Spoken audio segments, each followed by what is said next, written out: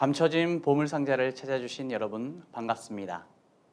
우리가 일평생 살면서 반드시 찾아야 할 보물이 있는데요. 그것은 바로 영원한 생명입니다. 세상을 만드신 조물주 하나님께서 이 선물을 감춰두셨지요. 하지만 찾기를 바라는 마음으로 숨겨두셨기에 찾을 수 있는 방법 또한 알려주셨습니다.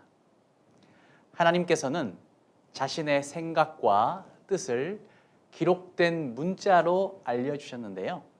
그것이 바로 성경 말씀이지요.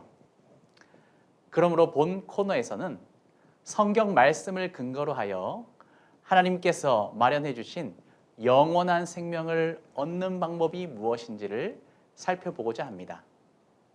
물론 성경 전체의 내용을 살펴보는 것이 가장 유익하겠지만 그렇게 하기에는 너무 많은 시간이 소요되기 때문에 본 코너에서는 가장 핵심이 되는 성경 구절들을 선별하여서 한 구절씩 자세히 살펴보도록 하겠습니다. 본 코너를 통하여 영원한 생명을 발견하시고 생명의 풍성함을 경험하게 되시길 바랍니다. 그럼 보물을 찾기 위해 이 시간 가장 먼저 살펴볼 성경 말씀은 로마서 3장 23절입니다.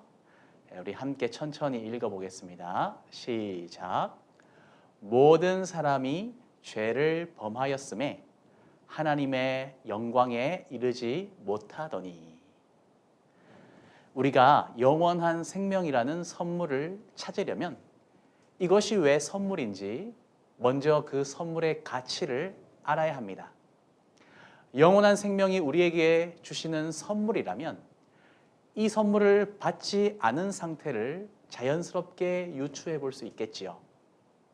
생명의 반대는 죽음입니다.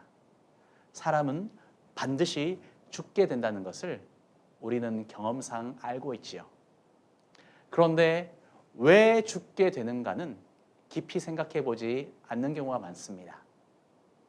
여러분은 사람이 왜 죽게 된다고 생각하시나요?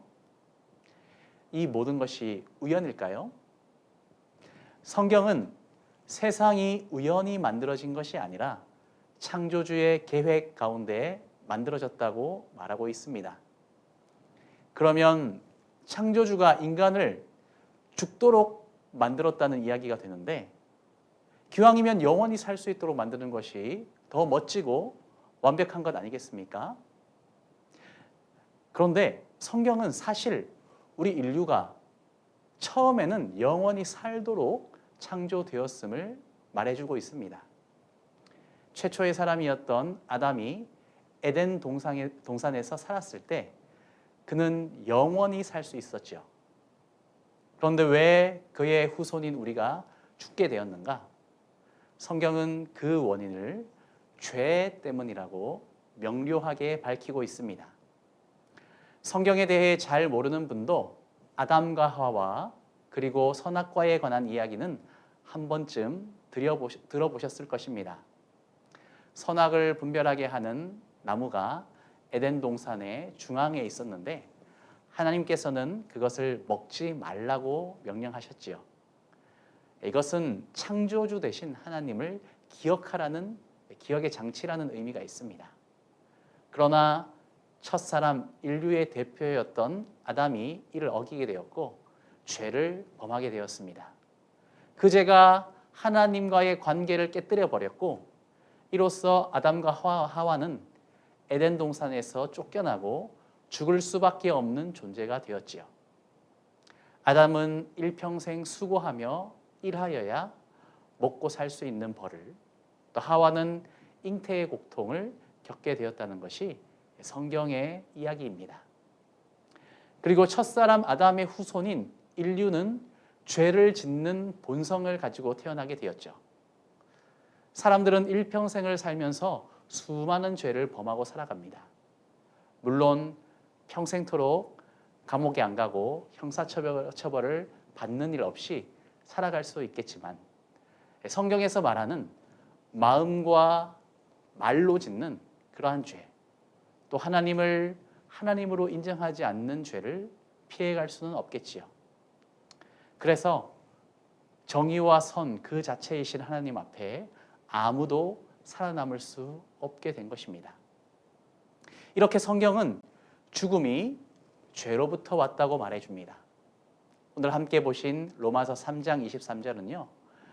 모든 사람이 죄를 범하였다고 선언하고 있죠. 즉 모든 사람이 죽게 되었다는 선언이고 영원히 살 수 없게 되었다는 말입니다. 하나님의 영광에 이르지 못한다는 것은 하나님이 계신 천국에 들어가지 못한다는 의미이죠. 모든이라는 말에서 누구나 피해갈 수 없고 예외는 없음을 말해주고 있습니다. 저도 마찬가지이고 이 영상을 보고 계신 여러분들도 창조주 되신 하나님 앞에서 죄인임을 인정해야 합니다. 그것이 보물을 발견하기 위한 첫 번째 준비 사항이 되겠습니다. 그리고 로마서 3장 23절에는 이 보물, 영원한 생명을 찾아가는 중요한 실마리 힌트가 기록되어 있는데요.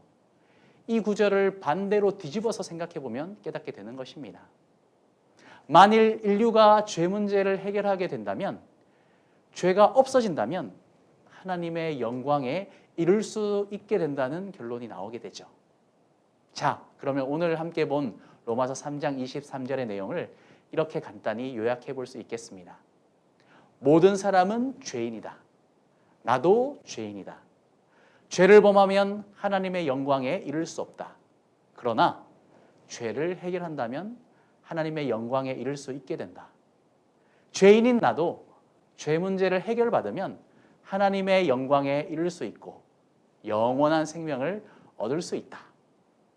자, 오늘 첫 시간으로 시작해서 앞으로 중요한 성경 구절들을 하나하나 살펴보면서 영원한 생명에 이르는 길을 함께 찾아보도록 하겠습니다. 이어질 영상들을 꾸준히 시청해 주시고 함께 영원한 생명, 값진 보물을 나의 것으로 만들어 가길 소망합니다. 여러분의 영혼의 건강을 위해 구독과 좋아요를 꾹 눌러주세요. 감사합니다.